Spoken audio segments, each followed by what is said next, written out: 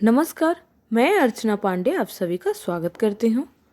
आज हम ताई, जो कि विश्वंभर नाथ शर्मा कौशिक द्वारा रचित एक कहानी है, उसके प्रश्न उत्तर की तरफ बढ़ेंगे।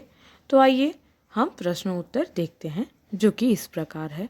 पहला प्रश्न, कभी कभी मनुष्य पराई चीज़ से भी प्रेम करने लगता है, ऐसी दशा में वह क्या करता है? जिसका उत्तर है, कभी कभी मनुष्य पराई चीज से भी प्रेम करने लगता है, ऐसी दशा में वह उस वस्तु को अपना बनाकर नहीं छोड़ता अथवा अपने हृदय में यह विचार नहीं दृढ़ कर लेता कि वह वस्तु मेरी है, तब तक उसे संतोष नहीं होता। दूसरा प्रश्न, रामेश्वरी पराया धन किन्हें समझती थी? वह रामजी दास के लिए पराया धन क्यों न था? यानी रामेश्वरी जिसे पराया धन समझती थी, वह उनके पति के लिए पराया धन क्यों नहीं था, ये पूछा जा रहा है। हो सकता है कि इसमें किसी शब्द में टाइपिंग मिस्टेक हो, तो थोड़ा आप ध्यान दे दीजिएगा, मैं बता दूंगी आपको। जिसका उत्तर है मनोहर, यहाँ पे होगा और।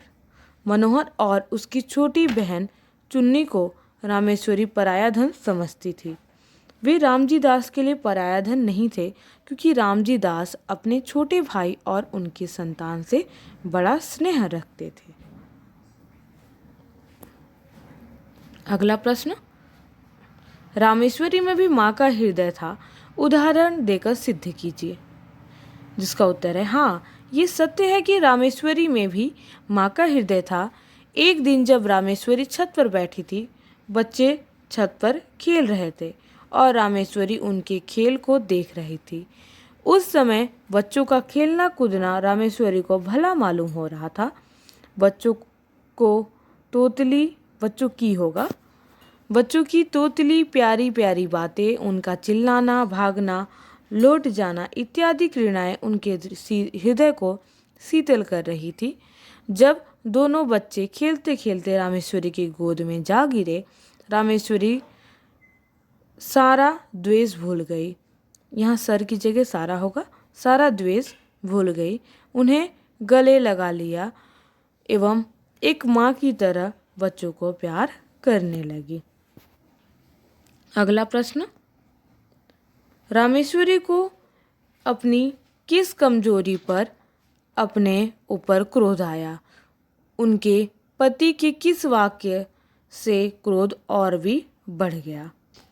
जिसका उत्तर है, रामेश्वरी को बच्चों के प्रति अपनी ममत्व भावना प्रकट करने की जगह की होगा कि कमजोरी पर क्रोध आया, और जब उनके पति ने मुस्कुराकर कहा कि आज तो तुम बच्चों को बड़ा प्यार कर रही थी, इससे मालूम होता है कि तुम्हारे हृदय में भी उनके प्रति कुछ प्रेम अवश्य है। यह सुनकर रामेश्वरी का क्रोध और भी बढ़ गया। अंतिम प्रश्न, मनोहर के गिर जाने पर ताई की क्या दशा हुई? अर्थात मनोहर की छत से गिर जाने पर रामेश्वरी की क्या दशा हुई? जिसका उत्तर है, मनोहर के गिर जाने पर ताई 1 सप्ताह तक बुखार में बेहोश पड़ी रही। कभी कभी वे जोर से चिल्ला उठती और कहती, देखो देखो वह गिरा जा रहा है, उसे बचाओ, मेरे मनोहर को बचा लो। इसी प्रकार के प्रलाप वे किया करती जब तक उनका बुखार खत्म नहीं हो गया। इसमें कोई वाक्य की जगह को आ गया है, तो थोड़ा ध्यान दीजिएगा जो मैंने बताया है आपको। और ये इस तरह के प्रश्न और भी हैं। अगर आपको यह मेरा वीडियो महत्वपूर्ण लगा तो कमेंट करके ज़रूर बताइएगा, और यूं ही अपना प्रेम हमें बनाए रखिएगा, और मेरे चैनल को सब्सक्राइब करिए, इस वीडियो को लाइक करिए। धन्यवाद।